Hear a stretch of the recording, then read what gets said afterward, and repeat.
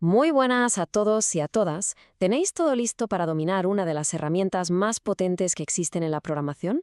Hoy vamos a destripar el misterio de los bucles. Vamos a ver cuándo usar un while, cuándo es mejor un for y, lo más importante, cómo tomar siempre la decisión correcta. Venga, vamos al lío. Pensad un momento en esta imagen. Un buen DJ no está dándole al play una y otra vez, ¿verdad? Sería una locura. Lo que hace es configurar una lista, un bucle, y deja que la música fluya sola. Pues bien, en programación hacemos exactamente lo mismo. Cuando tenemos una tarea que se tiene que repetir, no vamos a escribir el código 100 veces. Para eso usamos una estructura que lo haga por nosotros, de una forma totalmente automática y sobre todo muy eficiente. Bueno, quiero, antes de meternos en faena, permitidme que me presente. Soy José Luis González, vuestro profesor, y he preparado este pequeño análisis visual pensando específicamente en todo el alumnado de primero de desarrollo de aplicaciones web. Mi objetivo es muy sencillo, que cuando acabemos, el concepto de los bucles os haya quedado más claro que el agua. Y es que, como decíamos con el ejemplo del DJ, la repetición es un problema fundamental que tenemos que resolver. Picar el mismo código una y otra vez no solo es ineficiente y un rollo de mantener, sino que es la receta perfecta para el desastre, para que aparezcan errores por todas partes. Y los bucles son, precisamente, la solución elegante a este problemón. Y ojo que esto de los bucles no es un truco que nos hayamos sacado de la manga.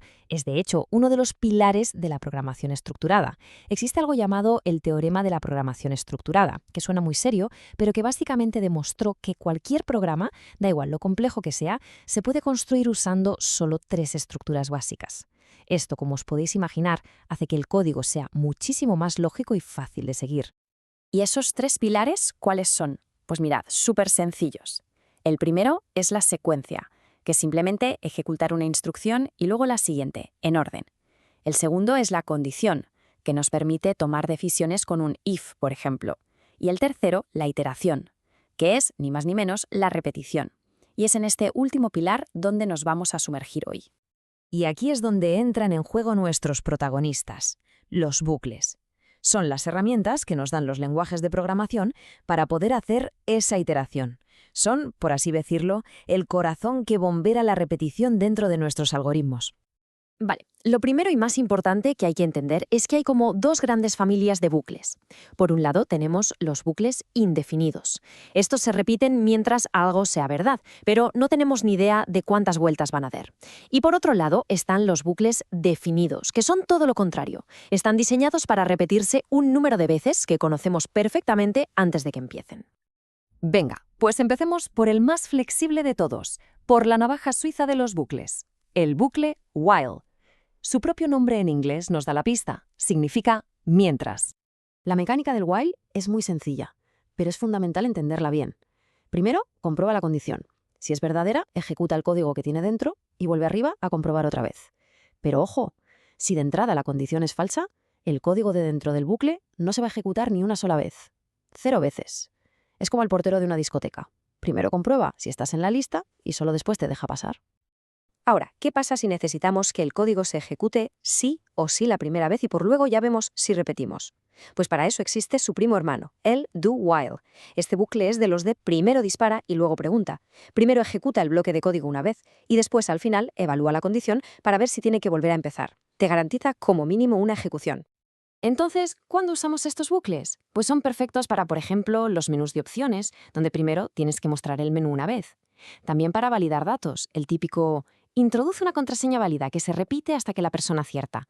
O cuando estamos procesando datos sin saber cuándo van a acabar, hasta que nos encontramos con un valor especial, que llamamos centinela. Muy bien, dejamos al flexible while y pasamos al especialista, al de la precisión milimétrica, el bucle for.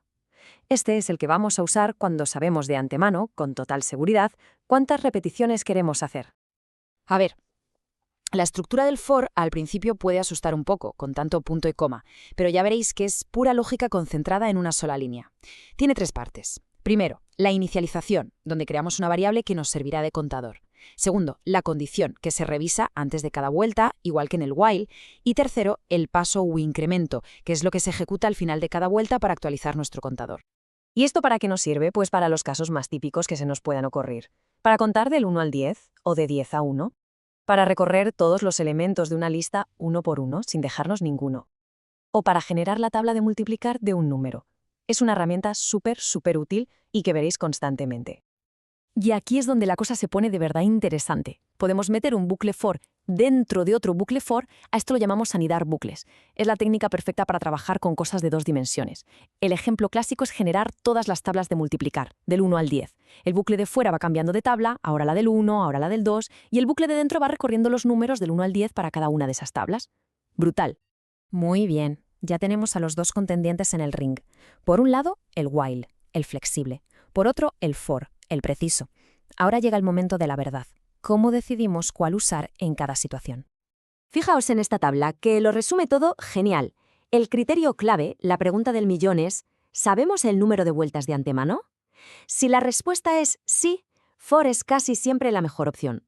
Es más limpio y la variable que cuenta las vueltas vive y muere dentro del propio bucle. Si la repetición depende de algo que puede cambiar, de algo dinámico, entonces while es nuestro mejor amigo. Eso sí, con while nos tenemos que acordar de manejar nosotros la variable de control. Así que, al final, todo, absolutamente todo, se reduce a esta pregunta. Quiero que a partir de ahora, antes de escribir un bucle, hagáis una pausa y os la hagáis. ¿Sé exactamente cuántas veces necesito que esto se repita antes de empezar? Si la respuesta es un sí rotundo, usad for. Si es un pues no, depende de lo que pase dentro, entonces usad while. Es así de simple. Y este es el ejemplo definitivo para que se entienda. Imaginad que queremos hacer un programa que pide números y los va sumando. Para terminar, la persona tiene que introducir un 0. La pregunta es, ¿sabemos cuántos números va a meter? ¿3, 10, 50? Ni la más remota idea. Como no lo sabemos, la repetición depende de una condición. Mientras el número que me den no sea un 0, este es un caso de libro para usar un bucle while. Llegando ya al final, quiero que os quedéis con esta idea. No veáis los bucles como algo complicado, sino como herramientas en vuestra caja. Cada una tiene su propósito, y saber elegir la correcta en cada momento es lo que nos convierte en mejores programadores y programadoras. Venga, para que se os quede grabado a fuego, for es vuestro martillo de precisión. Lo usáis cuando sabéis exactamente cuántos golpes y dónde los tenéis que dar. Y while es vuestra navaja suiza, súper versátil y lista para cualquier condición que pueda cambiar. Número de veces conocido, for. Repetición basada en una condición, while. Y punto. Y hasta aquí hemos llegado por hoy. Si esta explicación os ha servido para aclarar las ideas y os ha parecido útil, ya sabéis que un me gusta siempre ayuda un montón. Y si suscribís al canal, pues mucho mejor, así no os perderéis los próximos contenidos que están por venir. Y para terminar, os lanzo una pregunta para que le deis al coco. Después de todo esto, ¿con cuál os quedáis? ¿Cuál es vuestro bucle favorito y por qué? ¿Sois más del preciso for o del flexible while? Me encantaría leer vuestras opiniones y vuestros motivos en los comentarios. Nos vemos en la próxima.